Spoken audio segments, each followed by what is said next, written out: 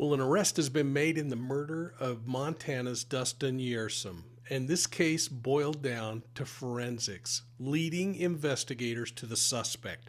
So let's talk about that arrest and the combined DNA index system and how it helps solve this perplexing whodunit.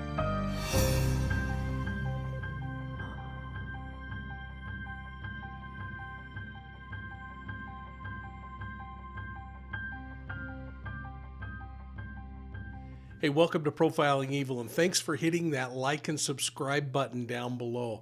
I hope you'll take time to give us a thumbs up and share us with your friends. And thanks for following so closely on the last video we did on this murder investigation. Now, this video is a quick update on the murder of Dustin Kjersem, who was brutally killed at his campsite near Big Sky, Montana. And you can go back and watch my earlier video to get caught up on the details of that investigation and my predictions that seem to be coming true. Now, the Gallatin County Sheriff's Office named Daren Christopher Abbey as their prime suspect in Kjersem's murder after arresting him on a probation violation.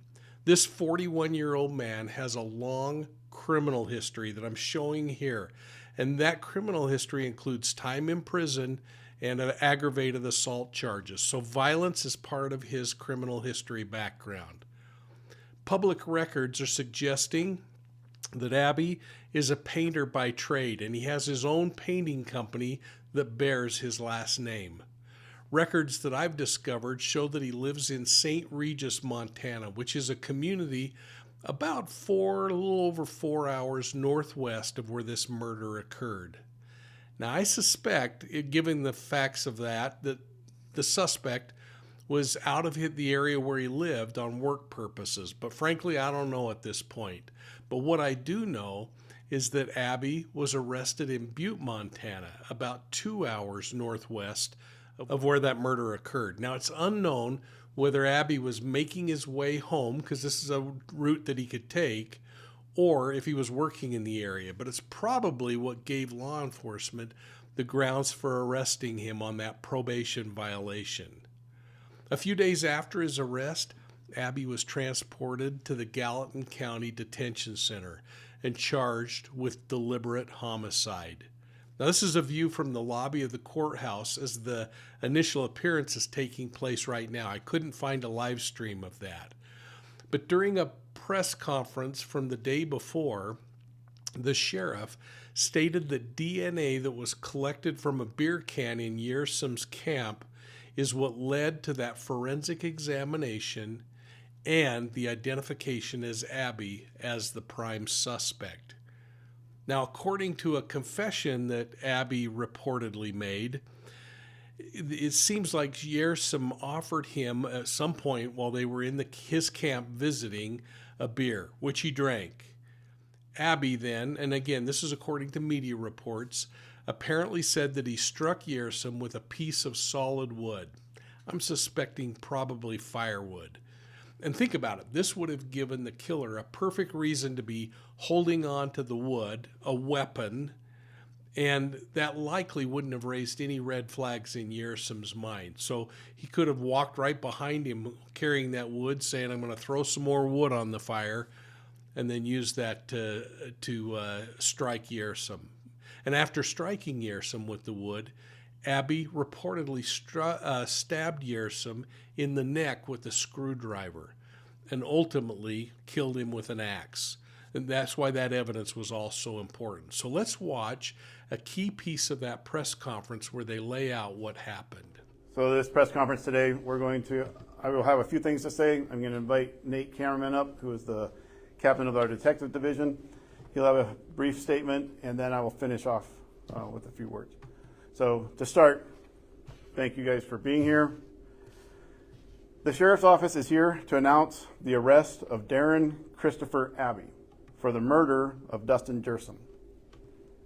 This murderer is a 41-year-old male who is currently living in the Basin, Montana area and working in the Big Sky area. I will no longer refer to him by his name, as I don't want to give him any further notoriety regarding this homicide. During the investigation, the detectives collected DNA from a beer can inside of Kjersem's tent and sent it to the Montana State Crime Lab. The Montana State Crime Lab worked diligently to get us a match, and on October 25th, they informed us they had a combined DNA index system, or CODIS, confirmation. These investigators worked all day to locate this individual, and on October 26th, they learned he was in the Butte area. With the assistance of the Butte Civil Sheriff's Office and the Montana Department of Corrections, Probation, and Parole officers, he was arrested, leaving a local establishment. This individual was interviewed by our detectives and then the Montana Department of Justice DCI agents on October 29th. This individual confessed to the murder of Dustin Kjersem. In order to understand what happened, I want to give a little background on what was learned during the course of the investigation. Dustin arrived in the Moose Creek area on Thursday, the 10th of October, and set up camp. This camp included a wall tent, complete with wood stove, beds, lamps, and multiple other items. His girlfriend had to work on Friday, so his plan was to travel back to the valley Friday evening and pick her up so that they could spend the weekend together. On Friday night, Dustin did not show up to pick up his girlfriend, and she became worried. On Saturday morning, she and a friend drove to the campsite and found Dustin deceased in the tent. By all accounts, this homicide appears to be a chance encounter. There does not appear to be any connection between our victim and our suspect. During the confession, we learned the suspect was looking for a place to camp on Thursday night and had planned on this particular site. As he approached the site, he realized someone was staying there. He stated Dustin welcomed him to the campsite and offered him a beer. At some point, this individual struck Dustin Kjersem with a piece of solid wood, stabbed him in the neck with a screwdriver, and ultimately hit him with the axe. The motives of this attack are still unknown, and the investigators will continue to piece together everything they can to build a better picture of the events that evening. This appears to be a heinous crime committed by an individual who had no regard for the life of Dustin Kjersem. This individual removed items from the campsite he believed had evidence that could tie him to the crime. He removed the items he had touched, to include the cooler, the firearms, and the axe, and he returned to the crime the following night and removed further items. This is the behavior of a guilty subject who thought they could get away with murder. Again, keep in mind that the DNA was taken from a beer can at Kjersem's campsite. The suspect left with the cooler and anything else he thought he might have touched, but thankfully he left the beer can behind. The DNA recovered from that beer can is what led to the comparison in the CODIS database that led to his arrest after identification. Now, CODIS, I thought you'd be interested in learning a little bit about. CODIS is the combined DNA index system, and it's an incredibly powerful tool that helps solve crimes by matching DNA profiles of individuals, whoever they are, against the database. These profiles often come from prisons in the correctional system across the country, and I suspect that's where they got this DNA profile that led them to Abbey. But let's talk a little more about what the database includes, because the CODIS database includes not only these forensic profiles from crime scenes, like collected on that beer can, could be blood, hair, or other kinds of biological evidence, but it also includes convicted offenders whose DNA is collected after certain kinds of convictions, and that changes and is a little different in each location. Arrestees in some jurisdictions have their DNA taken upon arrest for serious kinds of crimes as well, and those are entered into the CODIS database. Missing persons and unidentified human remains are also entered into the CODIS database to help with identification. And here's the important part. By centralizing these DNA profiles, the CODIS system allows law enforcement agencies across different states and jurisdictions, so nationwide, to collect and cross-check profiles more efficiently. This means they can link crimes together perhaps tie offenders to crimes occurring in different locations based on DNA that was collected. So, for example, if DNA from a burglary in one city matched DNA evidence that was collected in a different crime scene, maybe an assault, investigators can connect those cases and potentially solve multiple cases at once. This process is particularly useful in identifying repeat or serial offenders. Now, in this case, when investigators collected DNA at the crime scene, they entered it into the CODIS system, and then they searched the system for a match. If the match is found, and in this case it was, then that can lead to the arrest of an offender, providing really powerful leads that help identify potential suspects and bring resolution to the case.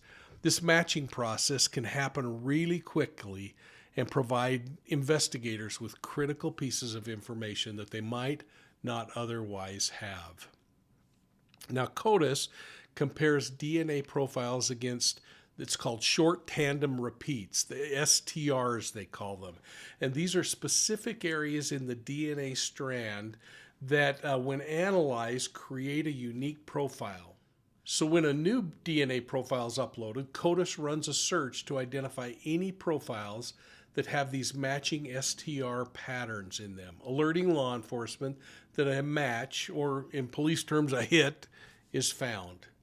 Now, the CODIS database is limited to DNA profiles that are allowed by law, meaning it doesn't just collect DNA from everybody on the planet, but rather specific groups of individuals, such as convicted criminals, arrestees, and in certain states, evidence from criminal cases and other kinds of things, forensic evidence that's entered in.